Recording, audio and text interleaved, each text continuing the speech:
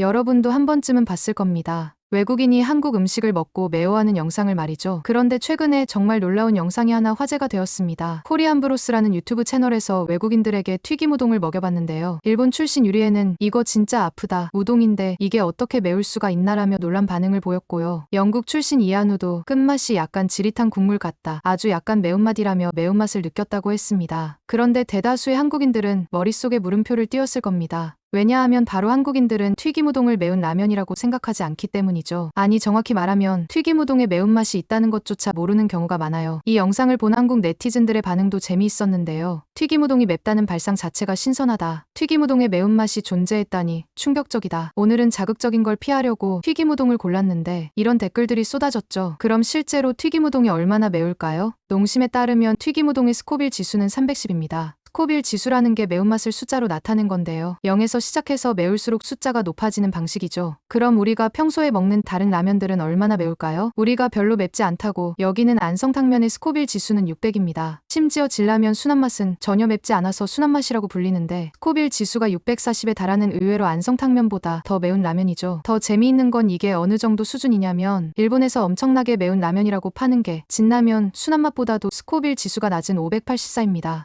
먼저 매운 라면의 대명사 신라면부터 보면 신라면은 1986년에 처음 나왔을 때 스코빌 지수가 1300이었죠. 당시에는 다른 라면보다 맵다고 해서 매울 신자를 붙였던 건데요. 그런데 지금 신라면은 3400까지 올라갔습니다. 40년 만에 거의 3배 가까이 매워진 셈이죠. 심지어 너구리도 2300이나 된답니다. 그리고 2012년 매울라면 경쟁의 시작점이 된 불닭볶음면은 4404인데요. 핵 불닭볶음면은 핵 불닭볶음면 미니는 12000까지 올라갑니다. 여기서 잠깐 비교를 위해 다른 매운 것들의 스코빌 지수도 볼게요. 우리나라 청양고추가 4000에서 12000 정도입니다. 그리고 흔히들 즐겨 먹는 엽떡의 매운맛 5단계의 스코빌 지수는 1500이고 덜 매운맛은 5000, 초보맛은 3000이라고 하죠. 세계에서 가장 매운 과자로 유명한 파키칩스는 무려 220만입니다. 이걸 먹고 작년에 미국의 한 10대가 심정지로 사망하기도 했죠. 그럼 스코빌 지수는 대체 뭘까요? 이건 캡사이신의 농도를 숫자로 나타낸 겁니다. 캡사이신이라는 게 고추에서 매운맛을 내는 성분이죠. 재미있는 건 매운맛은 사실 맛이 아니라는 겁니다. 우리가 느낄 수 있는 기본적인 맛은 단맛, 신맛, 쓴맛, 짠맛, 감칠맛 5가지뿐이거든요. 매운맛은 미각이 아니라 통각, 즉 아픔을 느끼는 감각입니다. 그럼 왜 우리는 고통을 즐기는 걸까요? 매운 음식을 먹으면 우리 몸이 스트레스를 받게 되고요. 이를 극복하기 위해 엔도르핀이라는 호르몬이 나옵니다. 엔도르핀이 분비될 때 느끼는 쾌감이 스트레스 해소에 도움을 주는 거죠. 그럼 한국인은 언제부터 이렇게 매운맛을 좋아하게 된 걸까요? 많은 사람들이 한국인은 원래부터 매운 걸 잘 먹었다고 생각하는데요. 사실은 그렇지 않습니다. 고추 자체는 임진왜란 때 일본을 통해 들어왔지만요. 1614년 이수광의 지봉유서를 보면 고추를 극약으로 취급했다는 기록이 나옵니다. 남만 초는 큰 독성이 있다며 그것을 마시고 기절하기도 한다고 적혀 있거든요. 그럼 대체 언제부터 매운맛을 즐기기 시작했을까요? 연구에 따르면 1950년대부터입니다. 1930년대와 2010년대 김치 조리법을 비교해보면 고추 사용량이 12배나 차이가 나고 있죠. 그 이유는 바로 한국전쟁 때문입니다. 전쟁이라는 극심한 스트레스 상황에서 사람들이 매운맛을 통해 위안을 찾기 시작한 거죠. 그리고 1960년대부터 고추 생산량이 크게 늘어나면서 본격적인 매운맛 시대가 열렸습니다. 1980년대에는 청양고추가 개발되면서 매운맛이 한층 더 강해졌고요. 그럼 한국인은 정말 다른 나라 사람들보다 매운 걸 잘 먹을까요? 사실 객관적으로 보면 한국보다 더 매운 음식을 먹는 나라들이 많습니다. 남미나 아프리카, 동남아시아에는 한국보다 훨씬 매운 고추를 쓰는 나라들이 있거든요. 하지만 한국이 특별한 점은 바로 다양한 음식을 모두 빨갛게 만든다는 겁니다. 찌개부터 시작해서 나물 반찬, 고기, 해산물, 심지어 떡이나 국수까지요. 온갖 음식에 고춧가루와 고추장을 기본으로 넣는 나라는 한국이 유일하다고 봐도 될 정도죠. 그리고 한국인의 고추 소비량 변화를 보면 더 놀랍습니다. 1970년에는 1인당 연간 1.2kg이었는데요. 2011년에는 5.8kg까지 늘어났습니다. 40년 만에 5배 가까이 증가한 거죠. 재미있는 건 김치 소비량은 오히려 줄어들고 있다는 겁니다. 1970년대에 1인당 하루 300에서